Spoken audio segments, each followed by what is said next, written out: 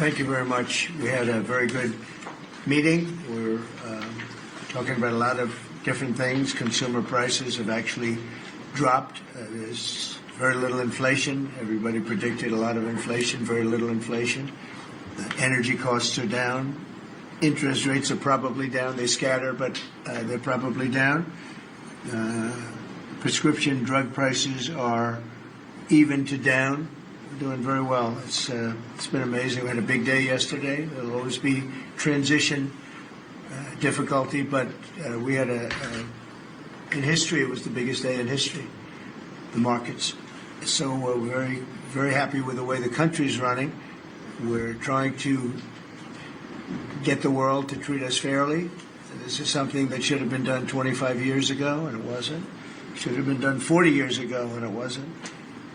But no president was willing to take it on, but you had to. It's not sustainable. It wasn't sustainable. And as you know, without a lot of money being added, because there's a lot of money that we could add, the country is making approximately $2 billion a day. And when you think of it, we've never done that before, never come close to it. And the number is probably $3.5 billion a day. And that makes us a very strong country.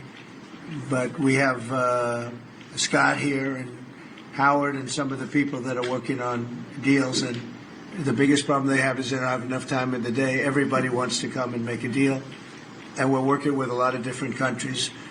And it's all going to work out very well. I think it's going to work out really very well. But we're in good shape. There's no inflation. There's very little inflation. And I went 4 years without inflation, and I took in hundreds of billions of dollars from China and others, taxes in China.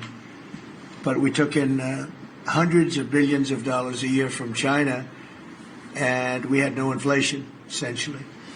So we think we're in very good shape. We think we're doing very well. Again, there'll be a transition cost and transition problems, but in the end, it's going to be a beautiful thing. We're doing again what we should have done many years ago.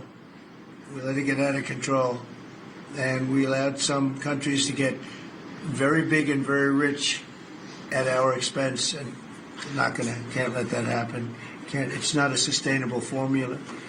So I wanted to just thank everybody at the table, and maybe I'll go around and ask some of you a little short couple of answers. Pete just got back from Panama, and he's been all over the place, and you want to give us a little report on that and whatever else you might have to say. Everyone at this table is doing an incredible job, by the way, I have to say, incredible. And the relationships it's like they're friends. They're really, the relationships are very strong, really good, really strong. And these meetings are very good. And I think, I don't believe there's any other president that allowed the press to come into a meeting such as this. These are very sacred meetings. These are very private meetings. But we have nothing to hide. And I think it's good. I think it's a good, we want to be, a word you like to use, Jeff, is transparent. So we want to be transparent, and we'll do that by starting with Pete. Go ahead, Pete. Yes, Mr. President, we just got back from Panama last night. We were at the Panama Canal with their Southcom commander ships, F-18s, troops, and signed a couple of historic deals. One which is with the Panama Canal Authority, a framework for U.S. vessels, first and free through the Panama Canal. Right. And then also a memorandum of understanding with their security minister for the presence of U.S. troops. Fort Sherman is an old U.S. base there, as well as a naval station and air station jointly with Panama to secure the Panama Canal from Chinese influence. That's something you said, we're taking back the canal. China's had too much influence. Obama and others let them creep in. We, along with Panama, are pushing them out, sir. And so we had a very successful trip there. President Molino sends his regards, very complimentary of the U.S. as he's a great ally, and I think they want the communist Chinese out, and with our troops there partnering with their forces, we've got a chance to push them all the way out, sir. We've moved a lot of troops to Panama and filled up some areas that we used to have, and we didn't have any longer, but we have them now. and I think it's in very good control, right? Yes, sir. Okay, thank you, Pete. Very good. Howard? So, so we've have so many countries to talk to. It is, it's incredible. I think Scott and I, I'm not sure we could ever have enough time in the day to talk to all these countries because they want to talk and they want to talk now, and they have come with offers that they never, ever would have come with, but for the moves that the president has made. Demanding that people treat the United States with respect. We're getting the respect we deserve now, and I think you're going to see historic deals one after the other. And then I'm very excited that within a week and a half, we're going to start with the gold card. And the Trump card is coming out, and we're very excited about that, and that's coming soon. So very excited. Good. Thank you very much. Good job. Linda? Well, on a couple of fronts, we have been addressing the issue of anti-Semitism on campuses. There's been some grant funding and contract funding that we've reviewed, and some canceled and some we've put on hold, waiting for that, while we do an investigation. On the other side of what my responsibilities are in having education go back to the states, we're meeting and talking with governors. I was with, this week, all 50 commissioners of education around the country, and because we also want to provide them with tools and best practices as education does move back to the states. Making great progress, great response from the states, and very positive. And what about colleges? You're holding back $400 million from Columbia. From Columbia. $8 billion from Harvard. Can you imagine the money we pay Harvard? They have a $60 billion fund, and we're giving them $8 billion, and we're trying to figure that out. And then they hire de Blasio, the worst mayor in the history of New York, and they hired the woman from Chicago who was a disaster, total disaster, and they pay them massive salaries, and they're supposed to be teaching you government. That's not Harvard. That's not Harvard the way it used to be. So do you have anything to say about that? The dollars you're holding back from quite a few universities that were not behaving. Yeah, and the other, there's some Princeton, Cornell, others that are coming in, and actually getting calls now from the presidents of the universities who really do want to come in and sit down and have discussions. And so we're investigating them, but in the meantime, we're holding back the grant and the fund money. Okay. Great job. Thank you. Very thankful for the House voting for the President's budget resolution along with the Senate bill.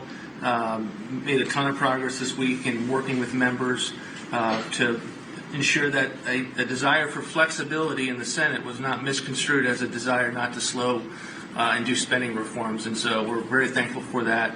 And now we can get after writing that bill, getting the President as big a package of his agenda to his desk. So very good week. Good. That's right. We just got the House vote, and now we're well on our way to getting, as we call it, the great big beautiful bill. It's a beauty. There's never been a bill like this one. We're trying to get it all into one beautiful bill. It's tax cuts, regulation cuts, and many other things. The border, a lot of money for the border. Where you're doing a fantastic job. So, but we just got a report that we, as you know, you knew before us. Were you surprised we got the vote? Got the vote, and we're happy to get the vote. So I think we're going to be in very good shape. Okay, please. Mr. President, last year the Chinese received 1,700 orders for new ships. American shipyards received 5. Under your leadership, like so many other industries, we are going to revitalize and make shipbuilding and maritime great again with these blue-collar jobs. These are the cranes, the ports, opportunity zones, and drive that investment back in. We have, under that executive order, and also one to streamline foreign military sales for people that want to buy our equipment, and, of course, acquisition reform, all just this week under your leadership, Mr. President. So we're going to be rebuilding our shipbuilding business. We may order, would have to go to Congress for this, but we may buy some ships from other countries that we're close to and that do great jobs with ships, but we're going to start the process of rebuilding. We don't really essentially build ships anymore, which is ridiculous. It's going to be a very big business for us in the not too distant future, but in the meantime, we have countries that do very well at building ships, and we'll be dealing with those countries, and we may be ordering top-of-the-line ships from those countries. And within a fairly short period of time, we'll be building our own ships. So we'll probably have to go to Congress for that, but we're not going to have a problem. Susie, thank you very much for the job you've done. Go ahead, please. I just wanted to make sure you know that this cabinet, I think, pretty uniquely collaborates and cooperates and works together to accomplish all that you've asked them to do, and I think they deserve a lot of credit for that. True. You're doing a great job. The chief of staff, doing a great job. Lee, go ahead. Mr. President, the Biden EPA was strangulating the economy. The Trump EPA understands it's not a binary choice. We can protect the environment and grow the economy. Working with Doge and Elon Musk, we've now canceled $22 billion worth of grants. And we have launched what is the largest deregulatory action in the history of the country, just in one agency. That's how much of a mess the Biden EPA left us. It is going to end up reducing the cost of living. It's going to create jobs. It's going to make it easier to purchase a car. It will be easier to heat your home. We're proud of this effort. The effort that we have is fulfilling the mandate that you earned from the American public. Clean air, land, and water for all Americans, unleashing energy dominance, permitting reform, advancing cooperative federalism, making America the AI capital of the world, and bringing back American auto jobs. When you called me that day asking for me to take this position, I was honored. And you were very specific and clear in what you wanted us to accomplish. We understand our mission, and at the Trump EPA, we're going to make you proud. You're doing a great job, and you have a lot of applications for approvals for power plants, which are going to really power the regular plants, and they're going to be right next to each other because we can't rely on our grid. It's old and it's tired, and it's very subject to being attacked, whether by rain or by bombs or by anything else. And we're letting people build their own power plants, and these are a lot of them being built with the AI and beyond the AI chips, and we're letting them build their own power, and never been done before, and we're going to get it done quickly and approved quickly as part of a plant. They'll have a sort of be their own power company, and it's very exciting. They couldn't believe it when I told them that. I said, we're going to get you the approvals very fast as part of your regular plant. You're going to build electric producing plants, and it's very exciting. And they're able to do it very quickly and very well, and you made it possible. Thank you. You have a lot of applications for some of the biggest plants that have ever been built in the world. These are serious plants, aren't they? Huh? Approved. We are open for business. Working with Secretary Burgum, Secretary Wright, we are going to make you proud. Sean? First off, Mr. President, it's Brooke's birthday today, so she keeps getting younger, so happy birthday to Brooke. Thank you. I want to thank you as well for the shipbuilding at EO. Again, to build ships, we also need mariners to sail those ships. I was just up at Kings Point for the Merchant Marine Academy a couple days ago, and we have some of the greatest young men and women who are learning how to be mechanical engineers, to rebuild and fix the engines on those ships, but also how to sail ships. I would tell you that over the past decades, this academy has become, it needs some love. It's been a little bit dilapidated. We have to invest in sailors, and I appreciate you taking the initiative. To be a global power, we have to build ships and have sailors to sail those ships. These are the very people that help Pete should we come into points of crisis to support the military. So thank you for that. Number two, the last administration announced 3,200 projects, big, beautiful roads and bridges. Most of them are good. But they announced them. They didn't sign a grant agreement. 3,200. So the money doesn't go out the door to build the infrastructure in the country. And it's fun to do an announcement. It's actually the harder work to put together these grant agreements. So we're doing the work right now at DOT to get these grant agreements done and build the projects. Most of them are good. And they also put in all of this green and social justice requirements on roads and bridges. We're pulling all that out and putting the money toward the infrastructure, not the social movement from the last administration. Good steel, right, as opposed to green paper mache. Okay, thanks. Great job. Sir, first, we are, I would say, more than friends. We've all become family. And I think that what you have assembled in your vision is a turning point and an inflection point in American history. And so just being a part of that is the greatest honor. So thank you for that. And again, just the relationships here and the honor and respect we have for each other is a reflection of you and your leadership. So I just wanted to say that first. The second thing I want to say is that on behalf of the farmers and ranchers, food security is national security. We have to be able to feed ourselves. And your idea of using tariffs along with deregulation and tax cuts, but your idea of using tariffs to ensure that we are putting forward and putting America first, no one understands that better than our farmers and our ranchers. But having said that, emerging from 4 years of Biden with a 30% increase in inputs for our farmers and ranchers, with an almost $50 billion trade deficit. When we left the first time, it was zero, meaning that they are hurting. So the period of uncertainty we're in, they know that your vision will move us into an age of prosperity for all Americans, but for my people, for the farmers and ranchers, unlike any they have seen before. And I think they are really, really excited and so grateful for your leadership. But also, you have never failed to say that you have the backs of our farmers and our ranchers. It was the first phone call that I had after I was voted with the Senate, and that message just resonates with almost an 85% support of you in the last election. They're with you. Interestingly, the biggest budget driver at the United States Department of Agriculture is not farming and ranching or agriculture, it's food stamps.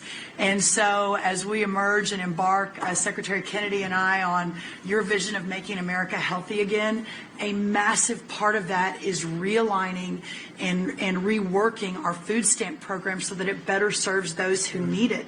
And yeah, to the point of getting the transgender, DEI, Green New Deal out of the USDA and realigning is really important. So It's out of the thank military, you. right? Yes, sir. Is it 100% out, would you say?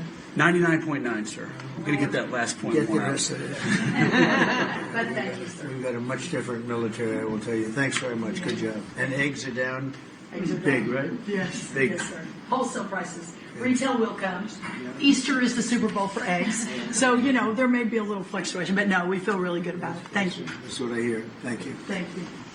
Good. I'd echo what Howard said on the trade queue, that we've got over 75 countries that want to come in. So it'll be Treasury, Commerce, Jameson at USTR, and we're putting a process in place. And as you said, you're going to be part of the negotiations too, because I've had these countries call me up and Secretary Bessem, we're happy you're going to be negotiating. Well, President Trump's going to be involved too. Every detail. Bring your best deal on the budget. It's moving quickly in the House and the Senate, thanks to your leadership. We're also going to have debt ceiling in there, so we're going to get an increase in the debt ceiling. And that will be the done and dusted for Part of the bill that we just got to vote on today. part of the bill. It'll be done and dusted for 2 years. We won't have to worry about that. And then I gave a speech yesterday to 1,400 small and community bankers, and they were so happy to hear from your administration. And I told them Wall Street's done great for the past 4 years, 10 years, 20 years. It can continue doing great, but it's Main Street's turn now, and it's those small bankers through deregulation, through emphasis on Main Street, your Main Street agenda, bringing back jobs, that is going to power the smaller communities. And then finally, the bond auction went very well yesterday. We had a lot of foreigners show up as the support, showing that the U.S. is still the best place to invest. The inflation report, as you said, was quite good.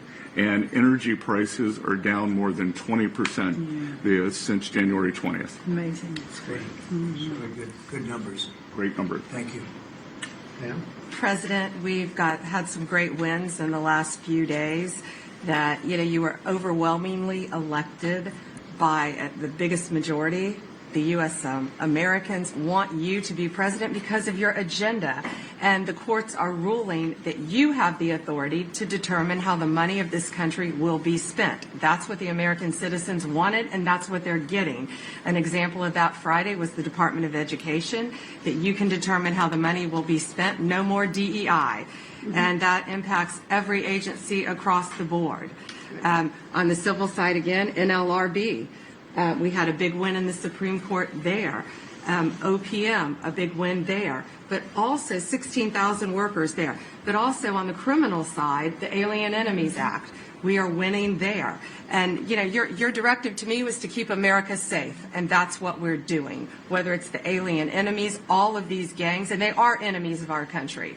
They are terrorists. They are organized crime. They have come here. They are extremely organized. They are spread throughout our country, and they are creating terror. And no more under your directive. And that has stopped. Yesterday in South Florida, we charged 11 defendants with $500 million of pure cocaine coming into our country to kill our kids.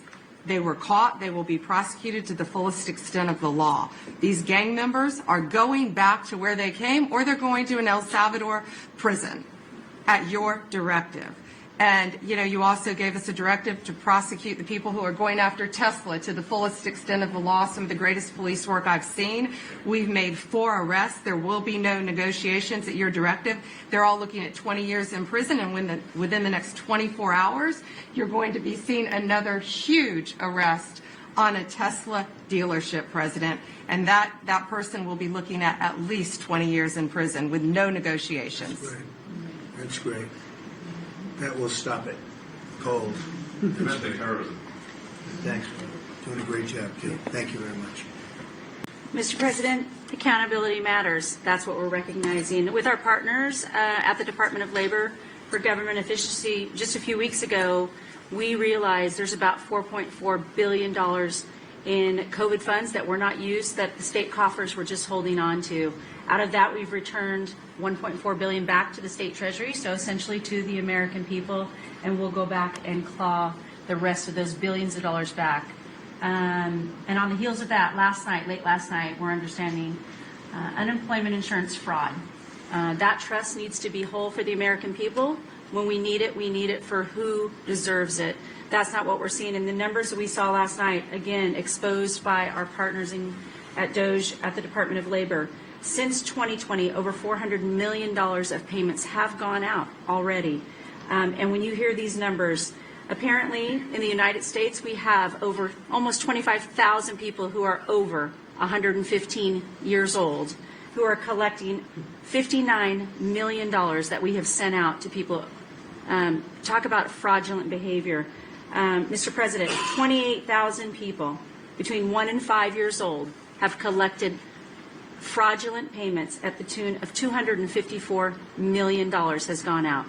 And lastly, 10,000 people who have not been born yet, 15 years into the future, $69 million, and they haven't even been born yet. In one case, they will be born 129 years from now. The United States government sent them $41,000, and they're not born yet. So, under the Department of Labor, those are the things that we're uncovering. I couldn't be more honored to tell the American people that we're bringing back their dollars and we're saving them and returning them to the United States Treasury. Also, jobs numbers. Last Friday, 228,000 new jobs were reported. That is good for the American people. That is my primary job, is to grow that workforce under your leadership. So we've kicked off the America at Work tour, and we'll be visiting all 50 states, and I'll be working with my colleagues here to do just that. So thank you, Mr. President. We're going to grow this economy. We're going to keep our focus on the American worker. So you're finding tremendous fraud, though. Those numbers are really bad when you Unheard of. over 115 years old. And I think you had mentioned the oldest person in our country is 114 years old. Reported. That's pretty good. A woman living in Pennsylvania, but apparently there's 24,000 more of them that are 115 or older that we're I giving hope you hear that. to. So we have 24,000 older than the oldest person. Definitely did. That's and what are we doing about that? How do we get that money back? Yeah, so we're working with our IGs to do that further investigation. The House and Senate, we had a 5-year statute of limitations We've got an extension on that another 5 years. And so the goal, in my opinion, we should never have a statute of limitations to return the American dollars back to the Treasury when there's fraud. But at this point, we will continue to work hard and double down and return those dollars to the Treasury. Great. Thank you. Thank you. Great job. Christie?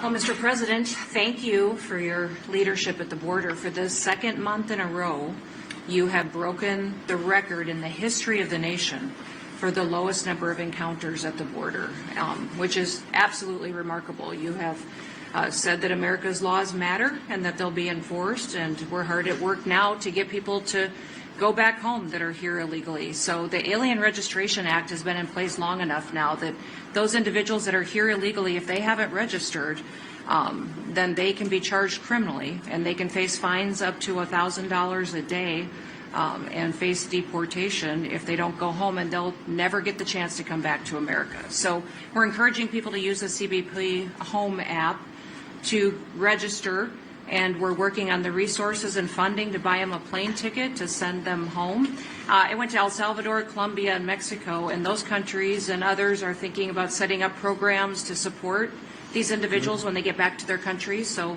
when they get there, they'll have housing and food assistance, and so making sure that these folks have the opportunity to go home so that they can get the chance to come back to America is important. And So it's a very big self-deport operation that we're starting. thousands of people have already Yeah. self-deported. Well, we're just going to, when you have 21 million people that need to go home because they're here breaking our laws, then we need to facilitate that. And I've been working with the governors a lot lately on several different issues. One of them has been on FEMA for recommendations on how to do exactly what you've directed us to do. And then also I sent a letter and communicated with them that they need to be setting up a SCIF.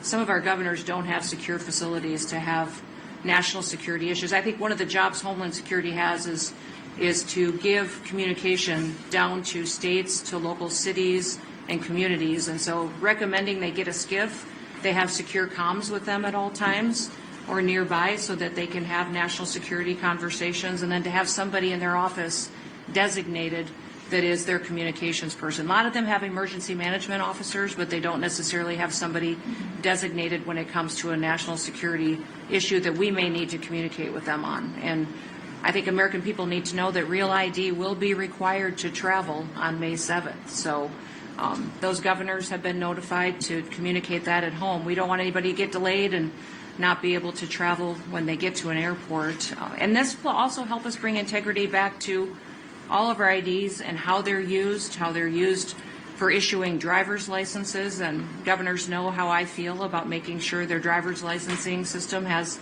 integrity, because a lot of people use their driver's license to vote.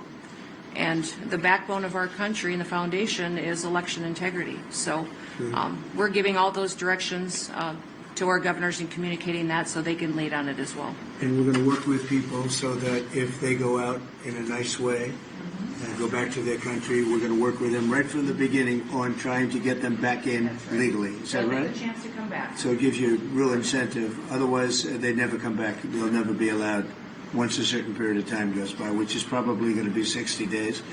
We're also going to work with farmers that if they have strong recommendations for their farms for certain people, we're going to let them stay in for a while and work with the farmers and then come back and go through a legal process. But we have to take care of our farmers and hotels and various places where they need the people. And we're going to be working with you very carefully on that. So a farmer will come in with a letter concerning certain people saying they're great, they're working hard. We're going to slow it down a little bit for them. And then we're going to ultimately bring them back. They'll go out. They're going to come back as legal workers. Okay? Yes, sir. Thank you. Which I think will be I think it's very important to do. Okay, thank you very much. Great job. Jameson, I watched you testify for the last couple of days. You're on every night at 3 o'clock in the morning. And you did great. You were fantastic. Thank you very much. It's just what I like to do for fun, sir. You've been keeping us very busy. Last week, you started a reordering of international trade, something that hasn't happened for 80 years, something that should have happened decades ago. And you know that. You've known that for a long time. That's why you have us all working on this. You came into an emergency situation where President Biden left us with a $1.2 trillion trade deficit. It's the largest of any country in human history, the largest. So you declared an emergency, you took I would action. say the largest in history, right? In history. There's never been anything like what he left us. He left us a mess. His whole administration was a mess. So go ahead. So you declared an emergency, you imposed a trade action, so now you have a tariff on the world, it promotes U.S. manufacturing, it protects U.S. workers, and you've also given room for negotiation. You see that building the size of several football fields just behind me? What's happening inside those walls is so incredible. During this time, so we can open export markets for our farmers and other producers and American workers. And this is why the unions vote for you. This is why the workers vote for you. This is why the families want you to be the president, because you're standing up for American workers and American communities. We've had countries come in over the past couple of weeks that represent more than half of global domestic GDP, more than half. That's who's coming in to talk to you and to your advisors about how to have reciprocal trade, how to have fair trade. Would have happened without you. Thank you very much. Great job. Lovely line. Well, thanks to your fantastic leadership, this amazing cabinet, and the very talented DOGE team, I'm excited to announce that we anticipate savings in FY26 from reduction of waste and fraud by $150 billion. And I mean, and some of it is just absurd, like people getting unemployment insurance who haven't been born yet. I mean, I think anyone can appreciate whether, I mean, come on. That's just crazy. You know, some of these things, people ask me, like, well, how are you going to find waste and fraud in the government? I'm like, well, actually just go in any direction. That's how you find it. It's very common. it's, as the military would say, target-rich environment. So then we're doing a lot of good in excellent collaboration with the cabinet to achieve these savings, and it will actually result in better services for the American people, and that we're going to be spending their tax dollars in a way that is sensible and fair and good. And your people are fantastic. In fact, hopefully they'll stay around for the long haul. We'd like to keep as many as we can. They're great, smart, sharp, right? Finding things that nobody would have thought of. Very computer savvy. Yeah.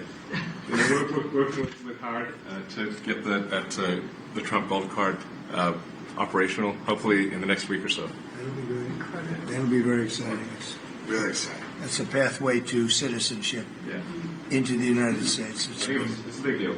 Yep, it's a big deal. Thank you very much. Great job you're doing. Sir, thanks to your leadership and setting the mandate of transparency and accountability across the U.S. government, I'm bringing that transparency and accountability to the intelligence community, first and foremost, to make sure that you and your cabinet have that real-time, relevant, apolitical, objective intelligence to best inform, whether it's negotiations for peace, negotiations around tariffs, the great work that you are leading around the cabinet today. Secondly, working with the Department of Homeland Security and the FBI to increase our information sharing to achieve your goal of countering the narcotic trafficking and our ability to go after cartels now designated as foreign terrorists. I met with the National Sheriff's Association this week, being able to work to make sure that the information that they are getting on the ground, that local law enforcement is getting on the ground, is being fed back up through to our National Counterterrorism Center, and that we have all of the federal agencies, state and local law enforcement, all on the same page as we are working to make our country safe again. And lastly, sir, as you know, declassification and rooting out weaponization, politicization of the intelligence community is a huge priority. You know more than anyone else the very dangerous and negative consequences of that. I've got a long list of things that we're investigating. We have the best of the best going after this.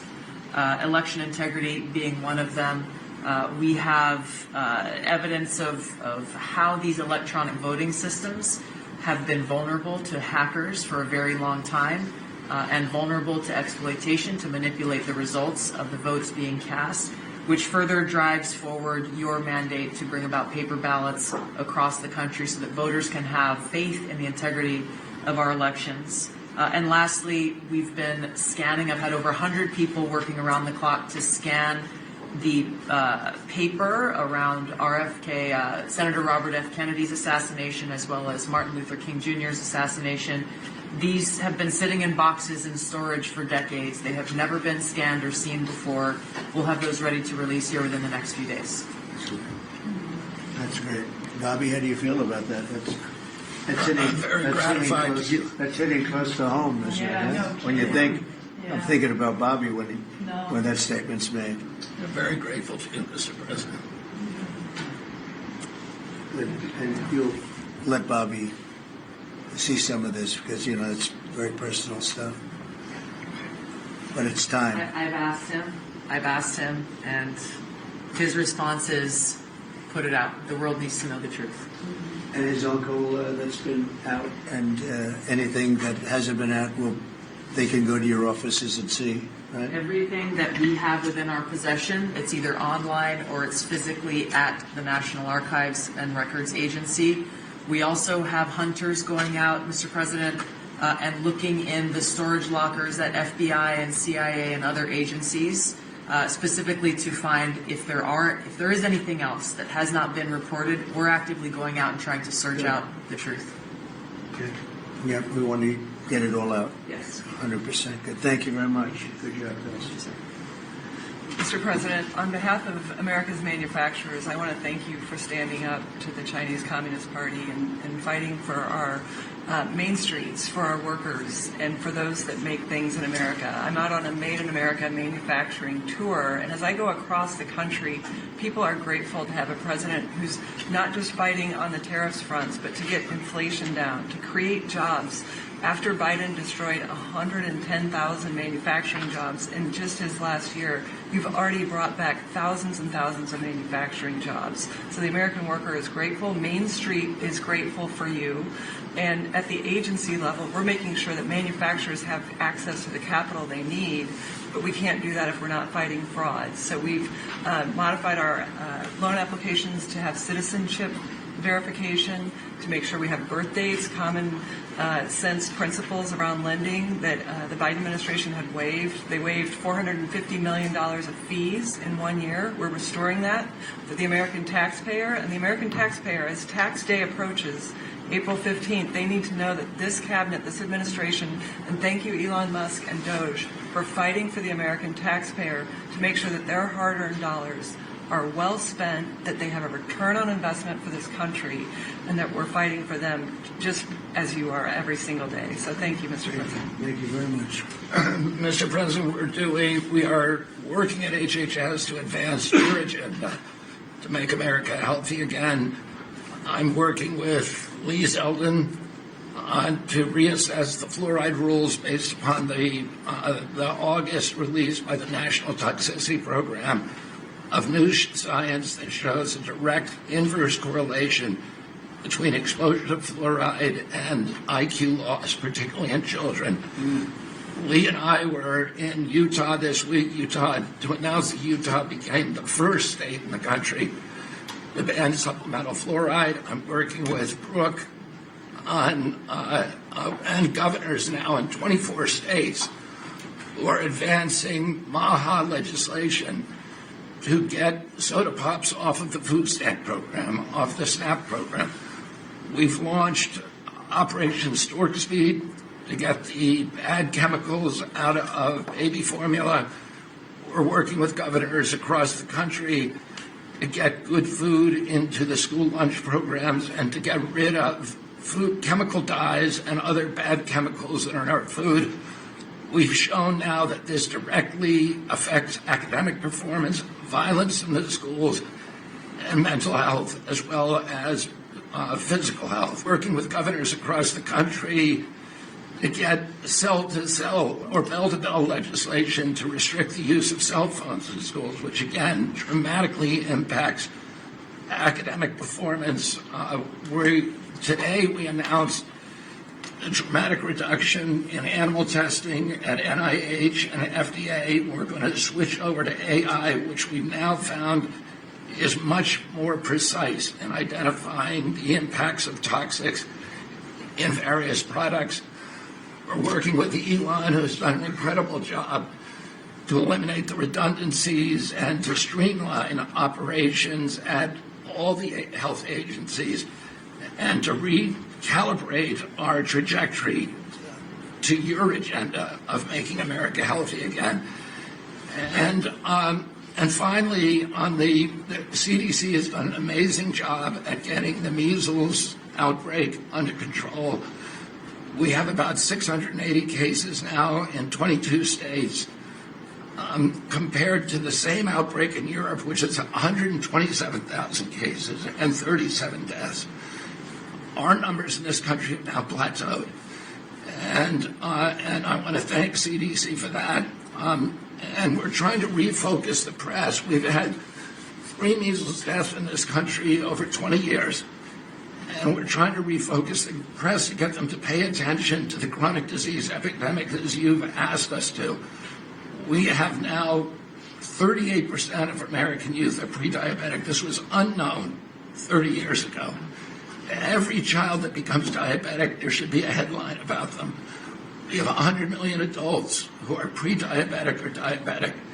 And we have, we have now, the autism rates have gone from now most recent numbers we think are going to be about 1 in 31, from 1 in 12, so they're going up again. From 1 in 10,000 when I was a kid. And we are going, at your direction, we are going to know by September. We've launched a massive testing and research effort that's going to involve hundreds of scientists from around the world. By September, we will know what has caused the autism epidemic, and we'll be able to eliminate those exposures. So big. Think of that. So it was 1 in 10,000 children had autism, and now it's 1 in 31. Not 31,000, 31. That's a horrible statistic, isn't it? And there's got to be something artificial out there that's doing this. So you think you're going to have a pretty good idea, huh? We will know by September. There will be no bigger news conference than that. So that's it. If you can come up with that answer where you stop taking something, you stop eating something, or maybe it's a shot, but something's causing it. It can't be from 10,000 to. Can you imagine that, Marco? That's a big number. Thank you very much. You're doing great. Thank you, Bobby. Please. Well, Mr. President, one of your primary administration goals is to make sure that we unleash American energy, and of course the strategy behind that is when we do that, it helps make it more affordable for all Americans. Energy isn't just industry, it is the foundation of every other industry, whether it's food, manufacturing, clothing, transportation. And then also when we've got the ability to generate and not just be energy independent but energy dominant, then we have the opportunity to sell energy to our friends and allies versus them buy it from our adversaries. And our adversaries were funding terrorism and conflicts against our allies by their oil and gas sales that were going through a Swiss cheese set of sanctions. So with your creation of the National Energy Dominance Council, over half the people at this table serve on that. Everyone has been engaged, whether it's interactions with negotiations with other countries, with putting sanctions in place that actually work, with cutting deregulation, working on biofuels, building infrastructure for transportation. There's a whole range of things that are being tackled. But when in the outcome of all that is that the Biden administration was restricting supply, you're increasing supply. When you increase supply, then prices start to come down. And we have a huge opportunity to do this.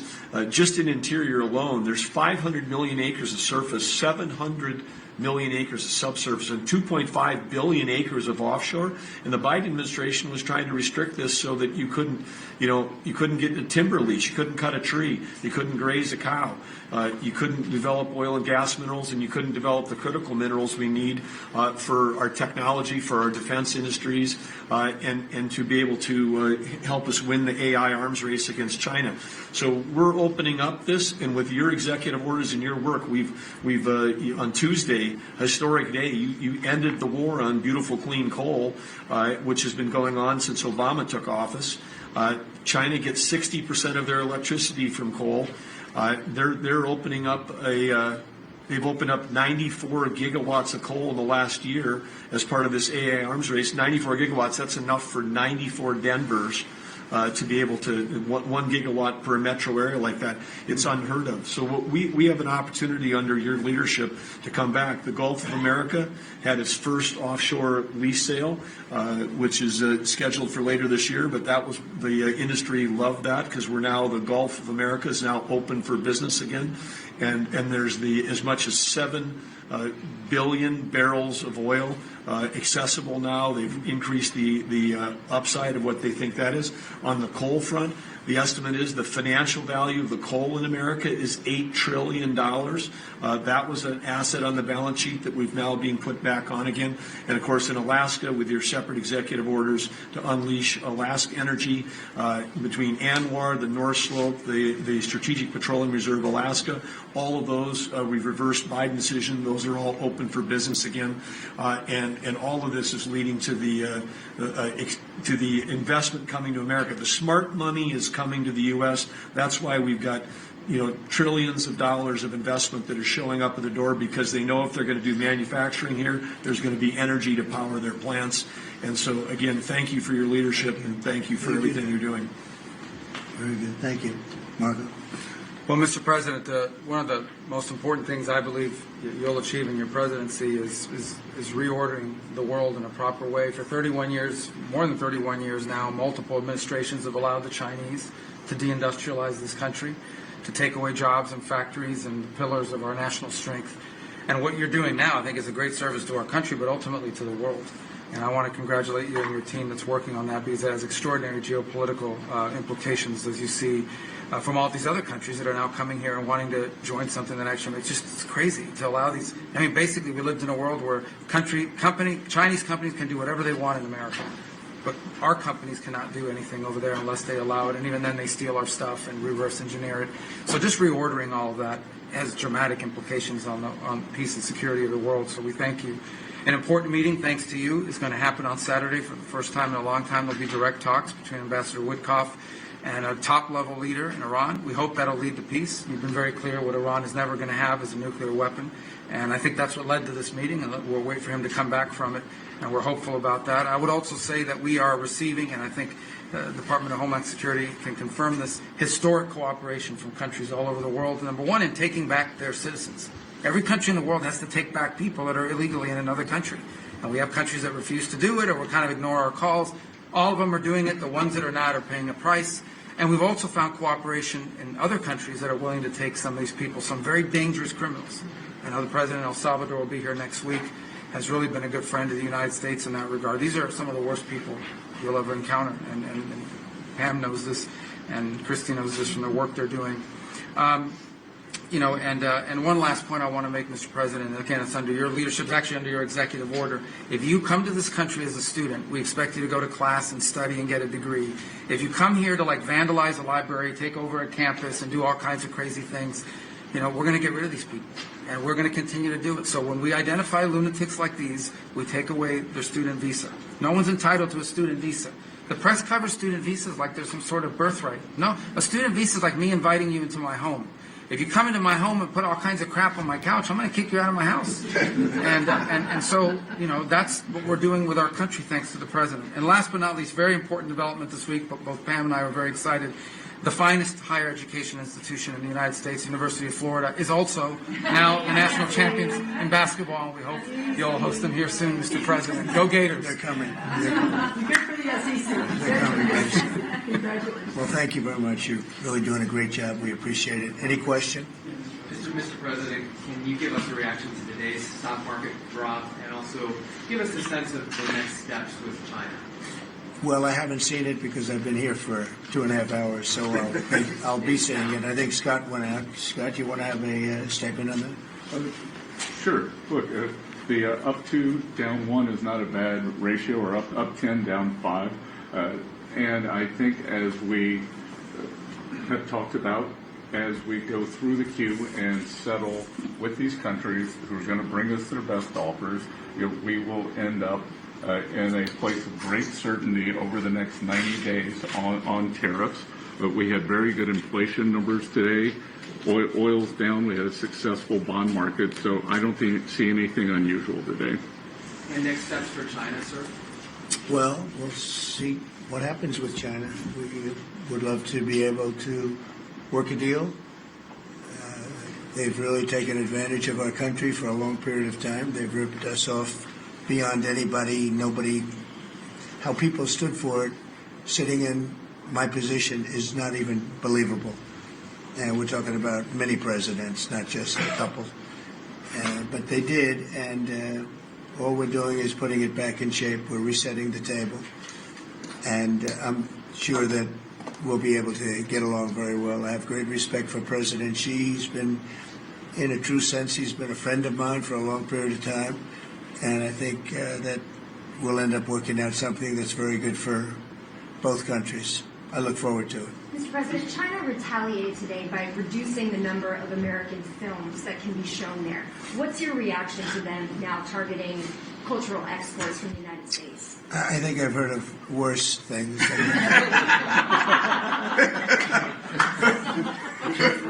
Yes, please. Also on China, the Ukrainians say they have evidence that Chinese soldiers have been found fighting for the Russians in Ukraine. Can the U.S. verify this? And if so, what does the U.S. plan on doing to China to counteract that? We'll look into it, but I think beyond that, we're really looking to get that war stopped. They're losing 2,500 and even more than that young people a week. They're Russian and they're Ukrainian. They're not American, but they're people.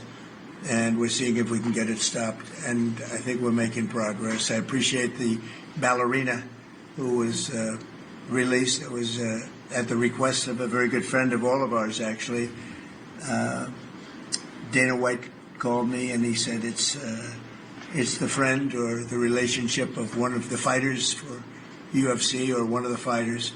And Dana's an incredible guy, and we spoke to President Putin about it, and they made a deal. They released the young ballerina, and she is now out, and that was good. So we appreciate that. We hope that we're going to be able to make a deal relatively soon with Russia and Ukraine to stop the fighting. It's so senseless. It's such a horrible thing. It would have never happened if I were president, but it did happen, and we were given that card. And I think we're going to get it. I think we're going to get it stopped. We've got to get going. We got to get it. We have to move it faster. Likewise with the hostages, we're making progress.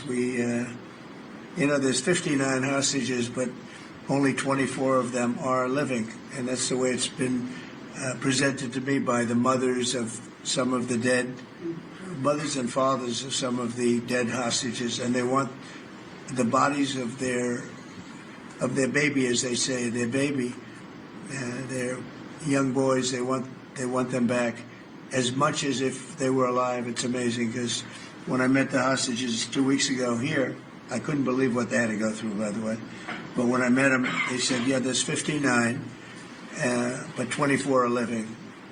And they actually consider, I guess if you're a parent, you do consider it this way, that the remainder who are dead, the 24 that are alive, the remainder that are dead, they want them back just as much as they would want them back if they were alive. It's really pretty amazing and pretty sad. So we're getting close to getting them back. We have a lot came back. A lot of people are very grateful. Some came back in pretty bad shape. Some came back, they're okay. I think they're going to be scarred mentally for a long time. Because if you sit down and talk to them, as I have, what they went through is incredible. But we're making progress. We're dealing with Israel. We're dealing with Hamas. And it's a nasty grip. Mr. President, how close are you to the first country coming to actually make a deal with the United States over tariffs? Is it days, months? Well, I think it's very close, but we have to have a deal that we like. We don't want a deal that's going to be a bad deal, or I could make every deal in one day if I wanted to. I could do this all in one day. I could just say, here's what we'll do. And I was saying to the people before, to Scott, mostly to Scott and Howard, and some of the other people that work with us on the negotiations. We have a lot of law firms that have paid me a lot of money in the form of legal fees. We're going to probably use those firms to, if we can, I think we can. I'll make a contribution to the country, but they're great firms. They're the best firms, the biggest, and really the most prestigious. And we may be using them to help you guys out, because you're going to need a lot of lawyers. And I'm not sure Pam's going to be happy if I say, can you send over about 200 lawyers that work on trade? She's working on criminal stuff, and I think that's going to be her focus more than anything else. So we'll find out if we can do that. But we have a lot of lawyers that you've been reading about where they paid $100 million a firm on average. Now we have the final 4 or 5 are at $125 million.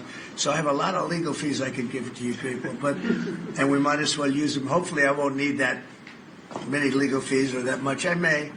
Who knows? After it ends, after we leave, maybe I'll need it. But if I do, it's not going to be very pleasant.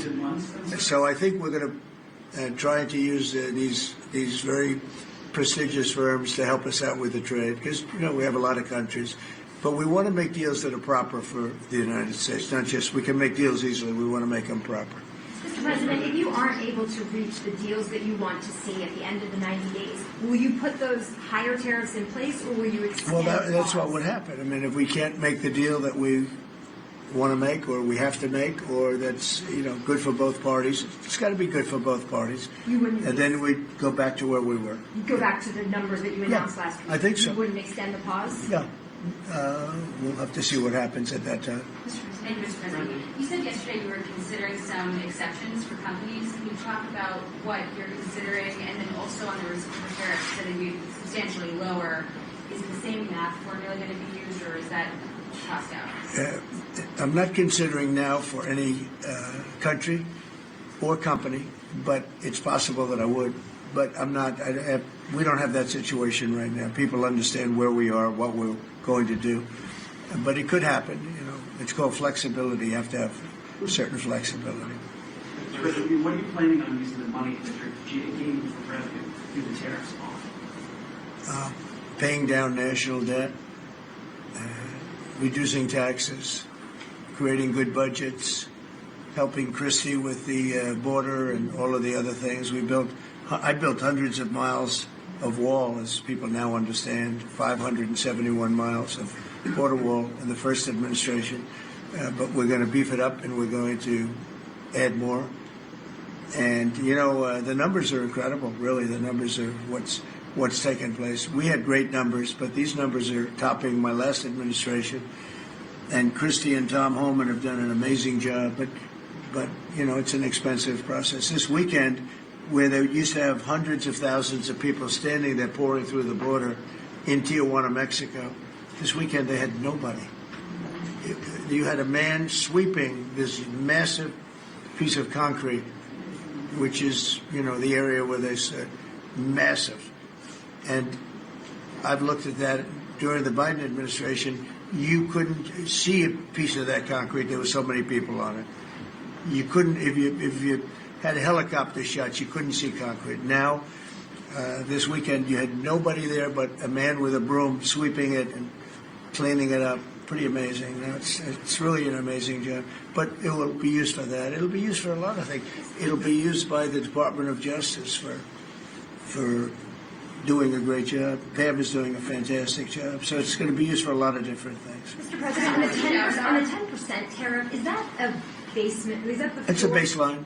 Can countries negotiate that to bring that It depends down? on what they're adding. Some countries we have massive deficits with, or they have big surpluses with us, and others it's not that way. So it depends.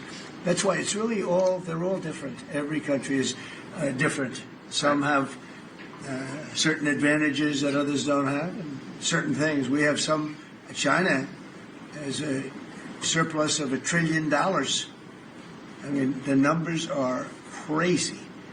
And others have basically no surpluses. You know, we have some that are pretty even, but they hurt us in other ways, and we just want to get that taken care of. So it's everyone is a little bit different. So are you negotiating with the EU as one bloc or individual nations for the tariffs?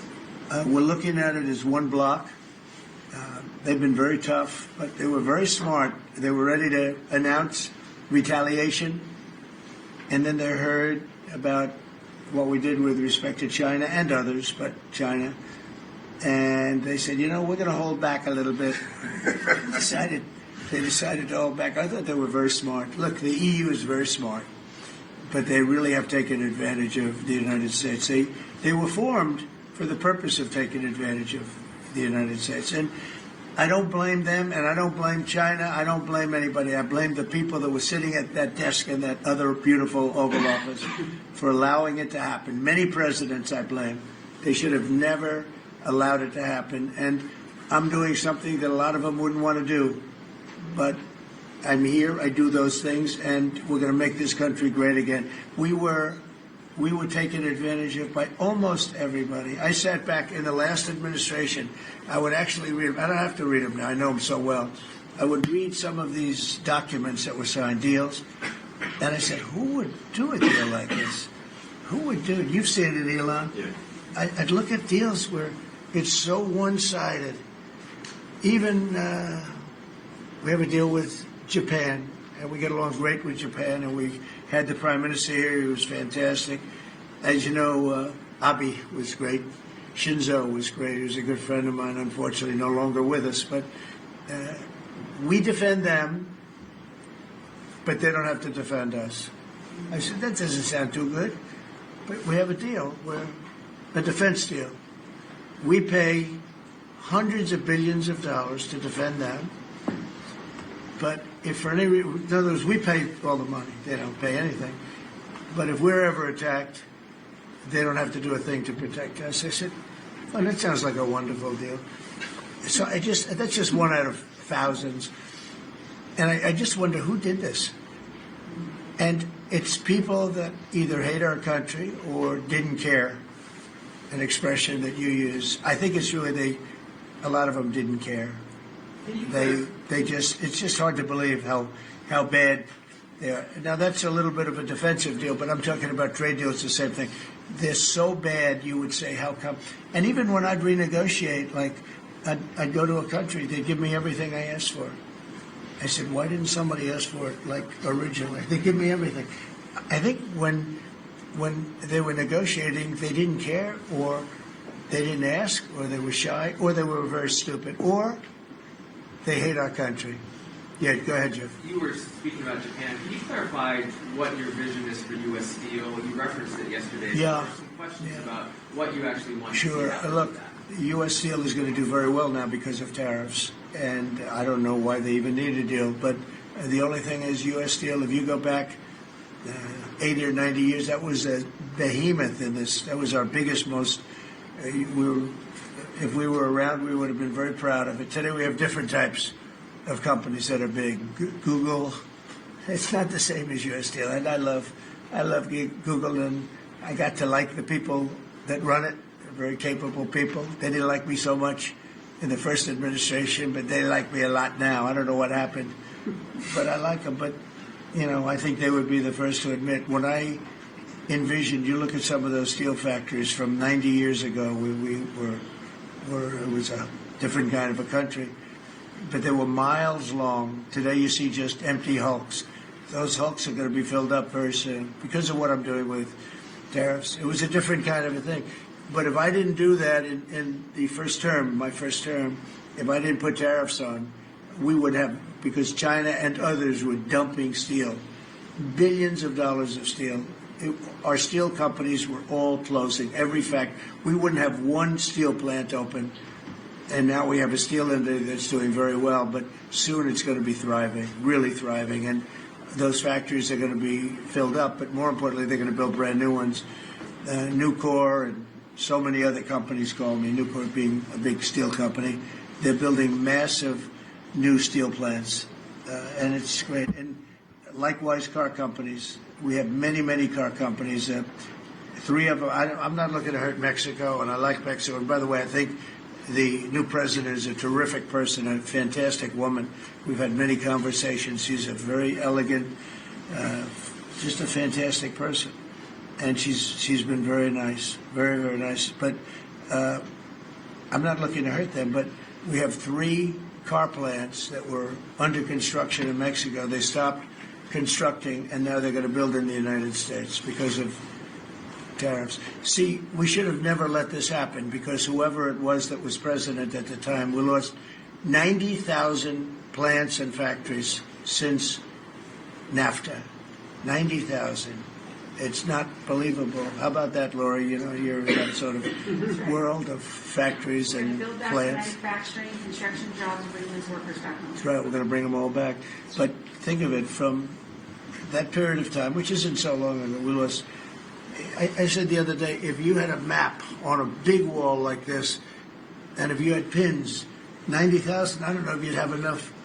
I don't think you'd have enough room on the map to put the pins. 90,000 factories that we've lost since NAFTA. And it's not even, and about 6 million jobs. Really, I think probably a lot more than that, but they say 6 million jobs. We're going to bring many of that back. I think we're going to bring more than all of it back. We're going to be better and stronger than ever before. But if a president, when they were leaving, said, look, you can leave, but if you're going to build a factory someplace else, and you think you're going to come and sell your steel or your car or any product that you make, your pharmaceuticals, which we're going to do, we're going to get them all back. But if you think you're going to just, all they had to do is say this, and they wouldn't have left. You know, I said it the other day. I said it with respect to, I made a speech a year ago, and I told them if I win, we're going to charge a big, big tariff at the border. And people were thinking about building in Mexico a car plant. And I said, we're going to have a big tariff. So if you want to build a car, you're going to have to pay 25% more than the cost of that car. You're going to have to pay 25% tariff at the border. They would have never left. They could have kept everybody. If a president said, if you leave this country, you leave Michigan, you leave Detroit, you leave anybody, any of our states, because to me they're all the same. I love them all. I love them all, and I probably won them all, but they say I won most of them, but I think I won them all, but that's okay. But all you had to say if you were the president is, if you leave and you think you're going to now fire all those workers, leave all that, everything behind, and you're going to build in another country and sell it any, and no, you're not going to. You're going to pay 50% or 100% tariff. They would have never left. And all you had to say, Marco, all you had to say very simply is, you don't have to write it down. All you have to do is say it verbally. If you leave, you're going to pay 100% tariff. Therefore, don't leave. They would have never left. But they left 90,000 plants. I mean, it's hard to believe that many. It's not, you can't envision it. So just getting back to your, because I'm the great weaver of all time. To weave, you have to be a genius. To go on tangents, anybody can do that. But we'll get back to your original U.S. Steel. U.S. Steel is a big name in this country. Babe Ruth is a big name. We have a lot of big names, but not too many. U.S. Steel is one of the great names in the history of our country. And normally I wouldn't mind so much. I wouldn't be thrilled with it. But to buy for a foreign country, and we love Japan, but for a foreign country to buy that cherished U.S. Steel brand, that's hard for me to do. And maybe somebody else may want it.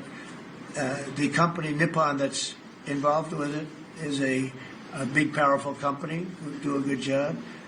But why can't they just build a plant themselves? I mean, why do they have to, take U.S. Steel? So as you know, I rejected the deal. Now they've come back in a different form. They're coming back as an investor. And I feel better about that, I guess. But, I know them very well. I know the thinking. It's the investor. They'll invest, and somebody else maybe is sitting in this chair, and they will no longer have an investment. They'll have the whole thing. That's the way it works. Very smart. They're very, very smart people. We're dealing with very smart people throughout the world. great geniuses, actually. Look what they've done to our country. And again, I don't blame China. I don't blame anybody. If I could have done it, if I were in that position, I'd have great respect. I have great respect for the people. They ripped off the United States, and all we had to do, have a president that knew what the hell was going on, and none of those countries would have left. Those companies, none of them would have left. So that's a little lesson in basic business. And it's really basic business. It's not complicated business. It's very basic business. And we'd have every one of those car plants going just the way they were 30 years ago. None of them would have left, but now they're coming back. Mr. President, the Labor Department has confirmed that $400 million went to fake people for unemployment benefits. Yeah. What's sort of your initial reaction? I think it's terrible.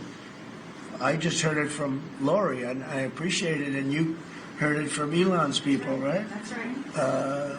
Elon's done a fantastic job. Look, he's sitting here, and I don't care. I don't need Elon for anything other than I happen to like him. But I'm telling you, this guy did a fantastic job. I don't need his car. I actually bought one and they said, "Oh, did you get a bargain?" No. I said, "Give me the top price." I paid a lot of money for that car.